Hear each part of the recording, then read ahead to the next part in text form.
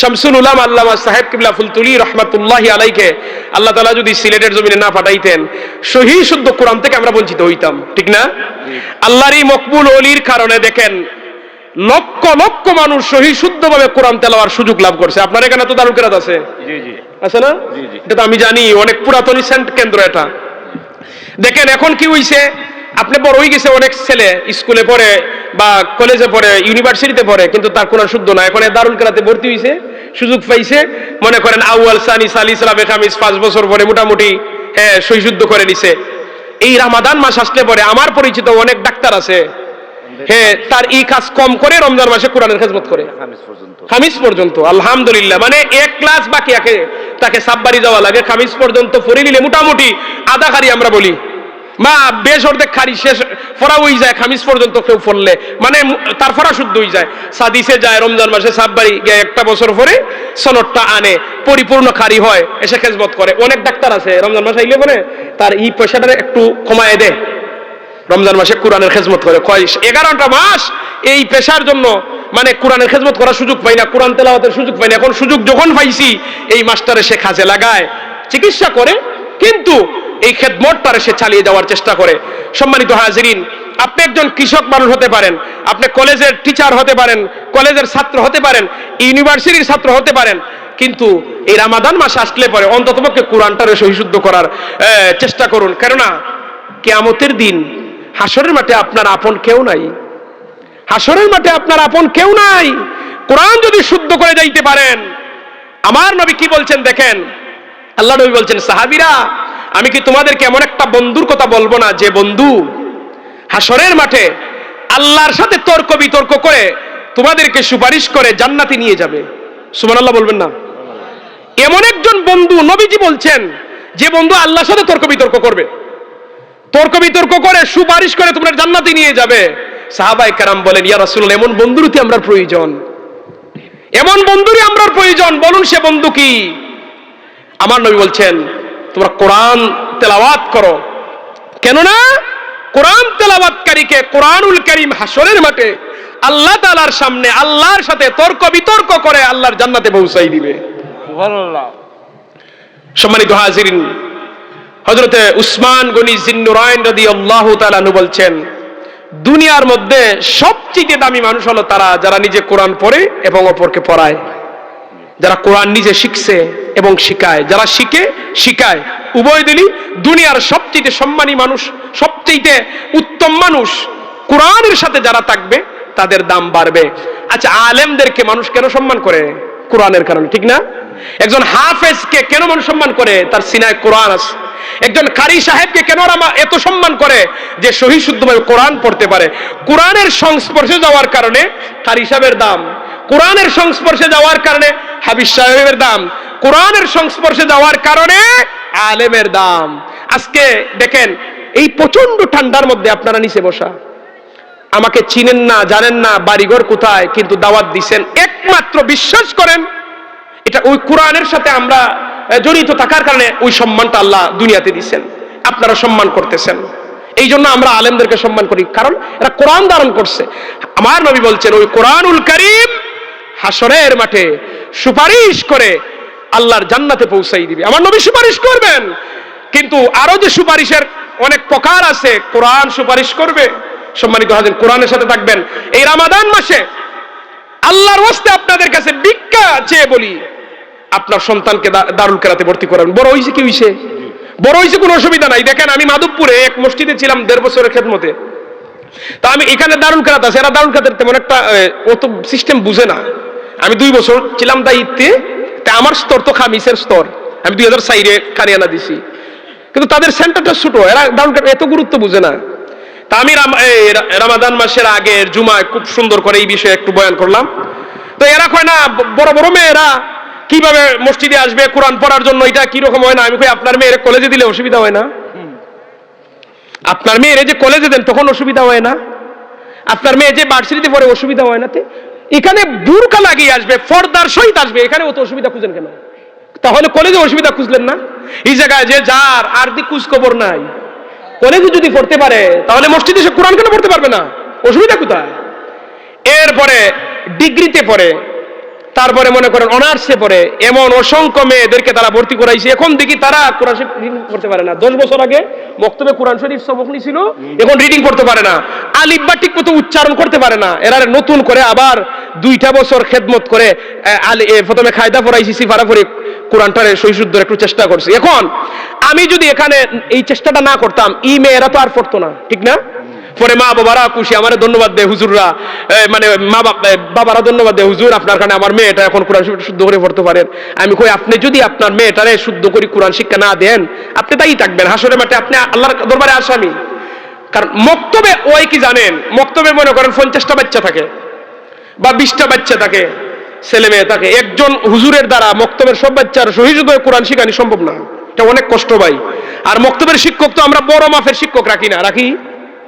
বলেন না আপনারা? মক্তবের শিক্ষক আমরা রাখি কোন রকম ভাবে চলতে পারলে হইছে, মানে কোন রকম যাচাই বাছাই করার চেষ্টা করি না, কোন রকম রাখি। উনিও মোটামুটি মনে করেন যে একটু যদি কোন রকম পড়তে পারে দিয়ে দেয়, না দিলেও সমস্যা। গার্জেনটা কয়, হুজুর আমার মেয়ে 2 বছর ধরে আমার ছেলে পড়ে, আমার ছেলে এখনো কোনো কোরআন শরীফ উঠে না। আর উল্টা আরো বিপরীত, মনে করে বাবা ই আক্রমণের চিন্তা, যা তার কোরআন শরীফ তুলে দিই, আমি আরো নাজাত পাইলাম।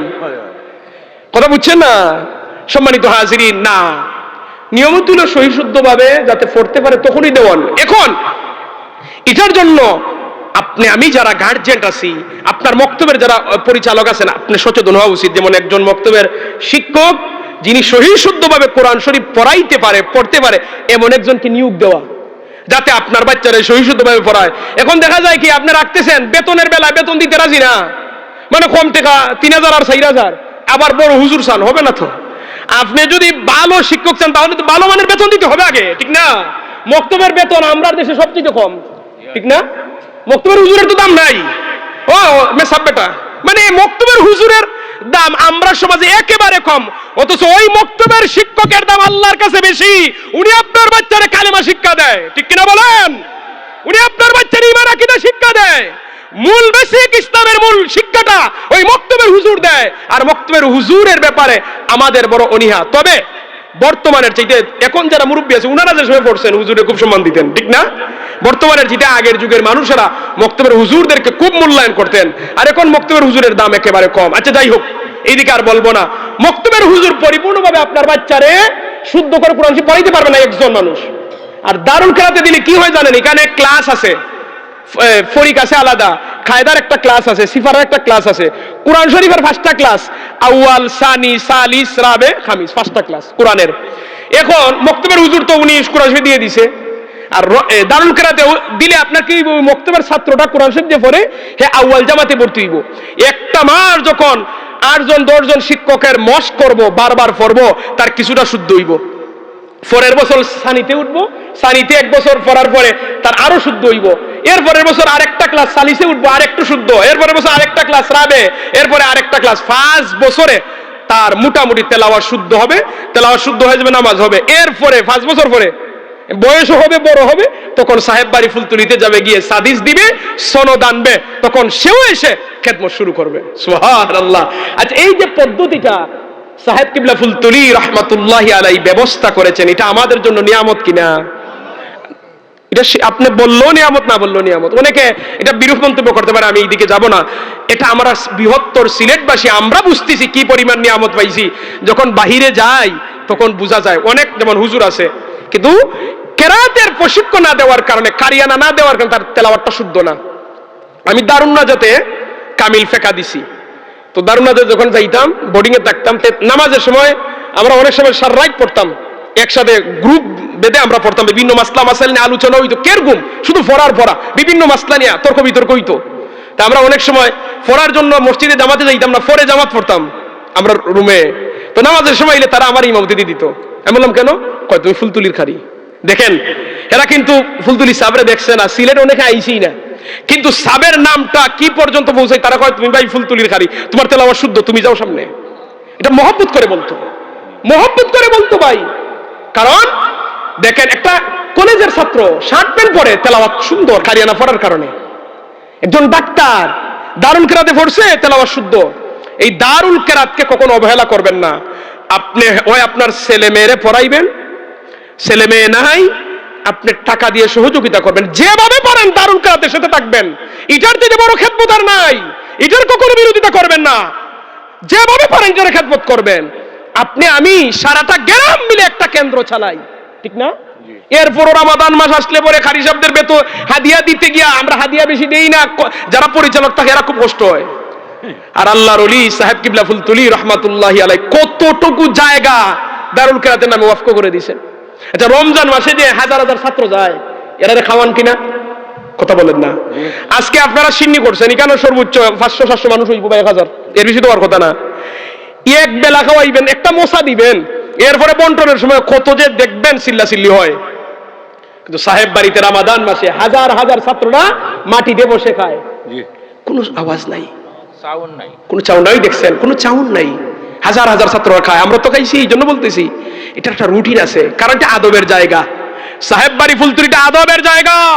বড় সাহেব কিবলা ফুলতুলি যখন এইখানকার এই সালে সব মাহফিলে লক্ষ লক্ষ মানুষ মাঠে ঘাটে পুকুরের পাড়ে বিভিন্ন জায়গায় নীরব নিস্তব্ধে বসে সাহেব কিবলা বড় সাহেব কিবলা ফুলতুলি যখন নসিহত করেন একদম নীরব, অথচ লক্ষ লক্ষ মানুষ বসা। আমাদের সাহেব বাড়িটা আদবের জায়গা, আখলাকের জায়গা। তো এই হাজার হাজার ছাত্ররা মাটিতে বসে খাবার খায়, রুটিন অনুযায়ী রুমে যায়, রুটিন অনুযায়ী ক্লাসে যায়, এখান থেকে আদব শিখে এসে রমাদান মাসে সে অন্যান্য বাচ্চাদেরকে আদব শিখায়। বলেন আলহামদুলিল্লাহ, বলেন আলহামদুলিল্লাহ। আপনাদের গ্রামে দারুল কেরাত আছে মানে আপনারা ভাগ্যবান। আপনার ছেলেরে দিবেন, আপনার মেয়েরে দিবেন, যদি বড় হয়ে যায় কলেজে পড়ছে না তারে দিবেন, যে মেয়ে তোমার কলেজে যাইতে লজ্জা বোধ করো না, দারুল কেরাতে যাইতে লজ্জা বোধ কেন, আবার পড়ো, দরকার কায়দা থেকে পড়ো, কায়দা সিমারা পরে কোরআন শরীফটা শুদ্ধ করো।